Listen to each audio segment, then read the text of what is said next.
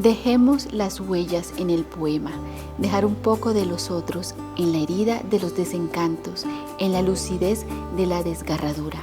Un poema de William Jiménez, nuestro invitado de hoy, escritor, poeta, director de la editorial Terriar Ediciones. Él nos contará un poco sobre su vida en la literatura y cómo pueden hacer los escritores para publicar en su editorial.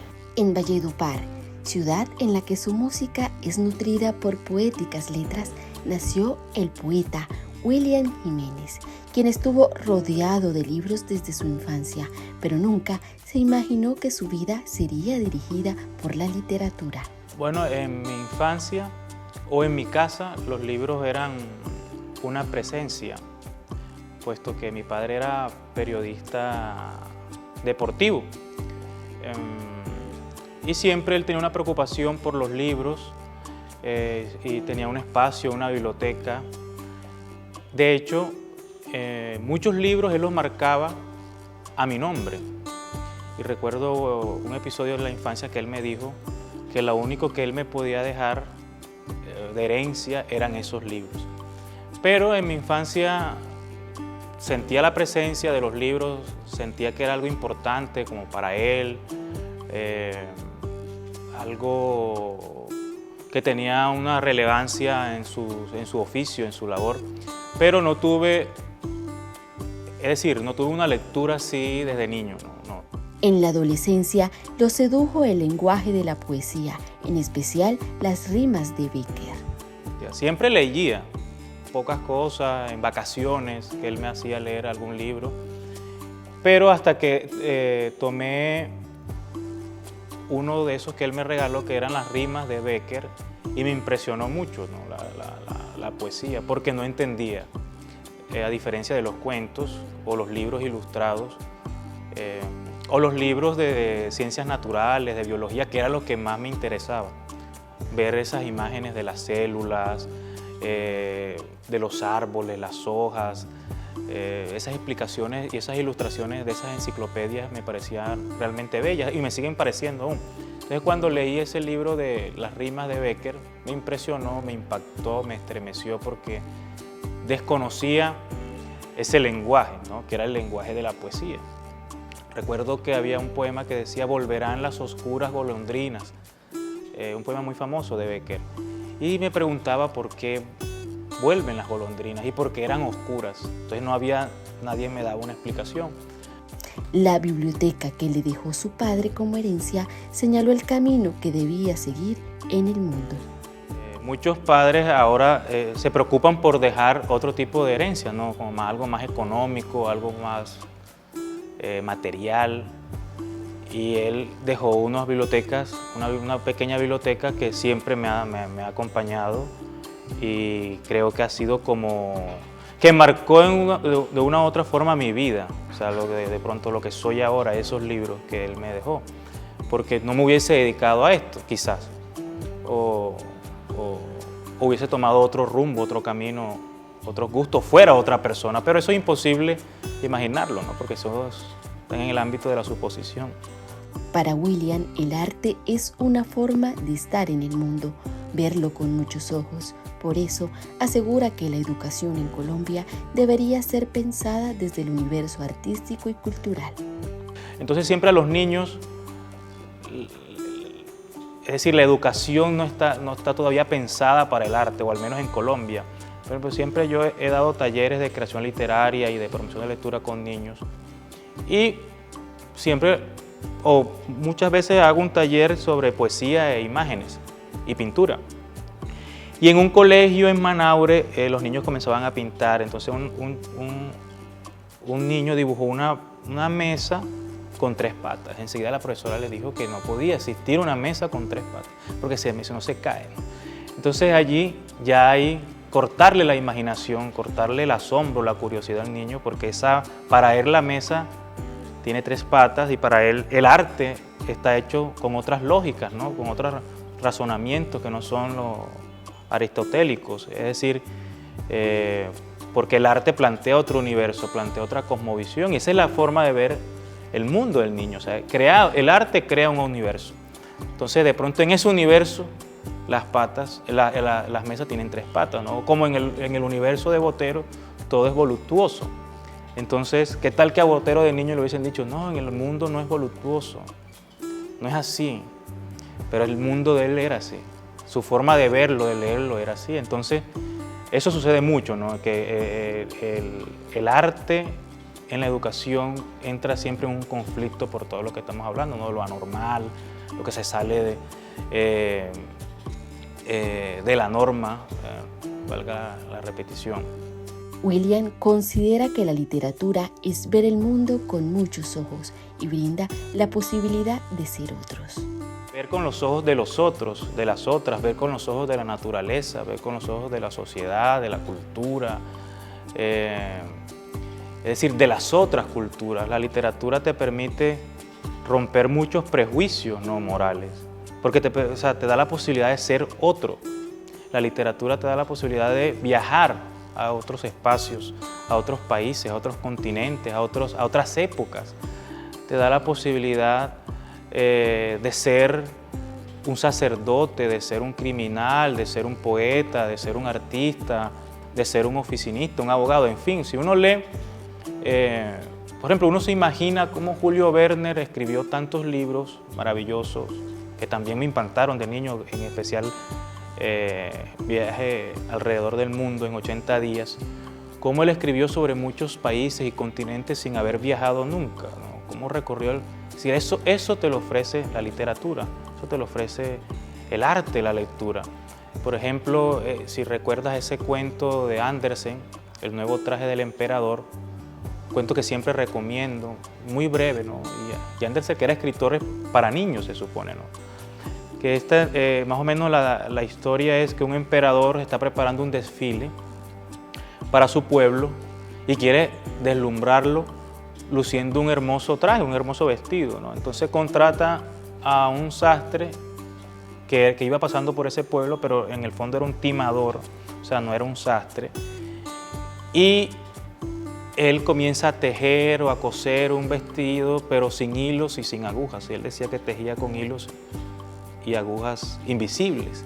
Y como los emperadores tienen sus esbirros, sus súbditos, que si él dice sí, todo el mundo dice sí, si dice no, entonces el emperador decía, qué hermoso traje, y todo el mundo, sí, emperador, el traje es muy bello. Total, para resumir, él sale con el traje al desfile y todo el pueblo viva al emperador con su hermoso traje, y solamente un niño dice, pero si él va desnudo, ¿no? Entonces para mí eso es la literatura, ese niño que ve las cosas, que le quita el velo a las cosas, es decir, que desnuda a los seres y las cosas y ve las cosas como si fuera por primera vez, ¿no?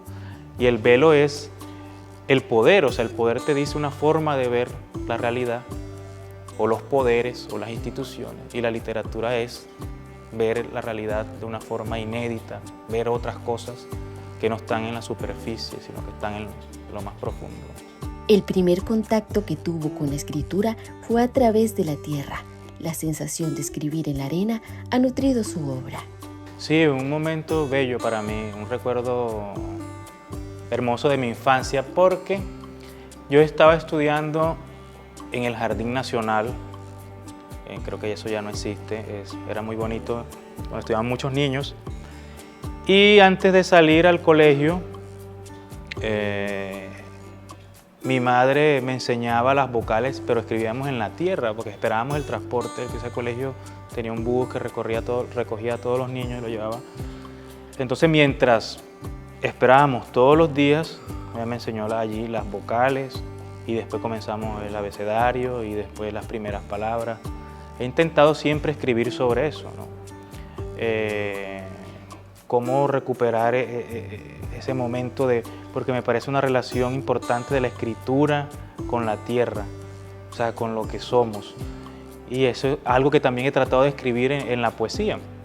De hecho, el libro de Lo desnudo del volcán tiene una dedicatoria para mi mamá, que dice para mi madre, quien me enseñó a escribir en la tierra, porque de allí, de tanto recordar eso, que incluso regresa mucho en sueños, ese momento, a veces pienso que de pronto uno de tanto recordar también lo está inventando, ¿no? Como diría García Márquez.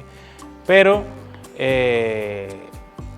marcó un poco esa forma que la escritura tiene una relación con la tierra, tiene una relación con la semilla, con lo que crece, con el árbol. No era un lápiz, sino era un fragmento de un árbol, una rama, que la guardé siempre como si fuera un lápiz para siempre escribir con ella todas las mañanas y así.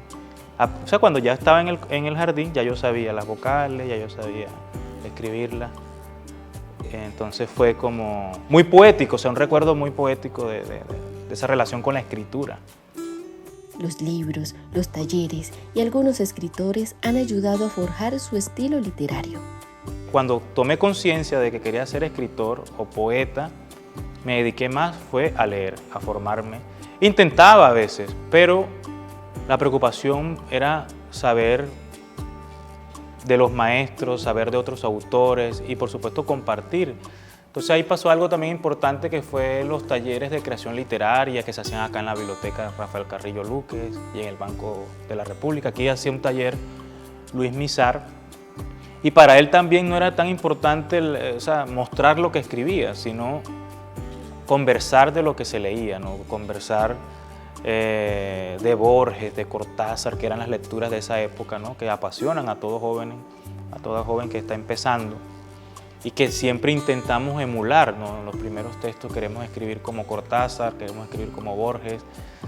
Entonces, en esos talleres, allí se generó como una formación, ¿no? Y conocí a otros amigos que tenían las mismas o parecidas inquietudes, ¿no? Que cuando uno está en esto del camino de la escritura, de la lectura, es un camino solitario, porque leer es estar solo y escribir también, o sea, no es estar, y es paradójico porque los libros son que nos unen en comunión con los demás, pero se hacen en solitario, ¿cierto? Entonces, es difícil encontrar jóvenes, hombres, mujeres, chicos, chicas que tengan las mismas inquietudes, y en los talleres de creación literaria encontré varios amigos que ahora todavía lo siguen siendo. Pero aborté la escritura de los relatos y me dediqué más a leer. Y me dediqué después, sentí que tenía más cercanía con el lenguaje de la poesía. Entonces tomé ese camino de escribir poemas y de leer más poemas que novelas y que cuentos. William cree que escribir es una forma de liberarse y despojarse de la rabia que le producen algunos acontecimientos. La rabia por sucesos que han pasado en nuestro país, ¿no? La violencia, por ejemplo, la violencia política, la guerra, todo ese tipo de cosas generan en cualquier ser humano sensible una cólera, por supuesto, de querer ver las cosas mejor, ¿no? Recuerdo que cuando escribía Lo desnudo del volcán fue motivado por la lectura de unos libros que sacó la Comisión de la Verdad sobre la masacre en El Salado y en Bahía Portete, que fueron muy cruentas, muy crueles. Y esas imágenes de esos relatos de las víctimas tenía pesadillas, sueños y generaba en mí cierta rabia, ¿no? También porque estábamos viviendo en esa época un estado de sitio aquí en la ciudad, bueno, en todo Colombia, porque se habían reinsertado los paramilitares. Es decir, un momento muy complejo, que uno podía salir de noche porque lo asesinaban, o toda esa historia compleja que hemos padecido, ¿no? De nuestra historia. Entonces de allí la rabia siempre fue como un motivador. Pero mira, uno comienza a ver que la rabia es tan importante en el arte porque la Ilíada comienza así.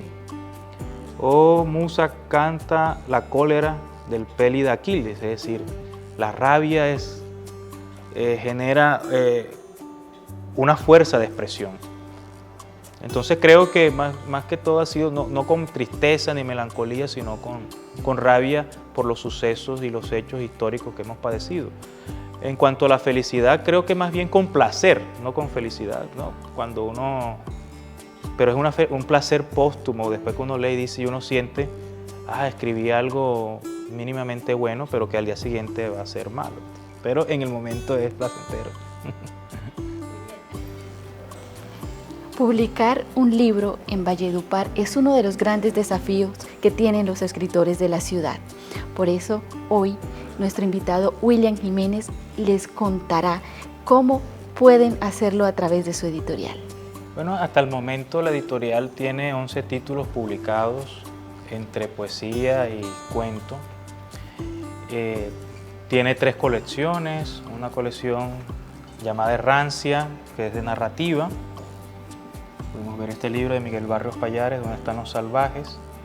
Tiene otra colección de poesía llamada Plaquetas, como esta de Adiel Zambrano, Cuerpo que canta, que son poemas, libros de poemas más breves, más leves.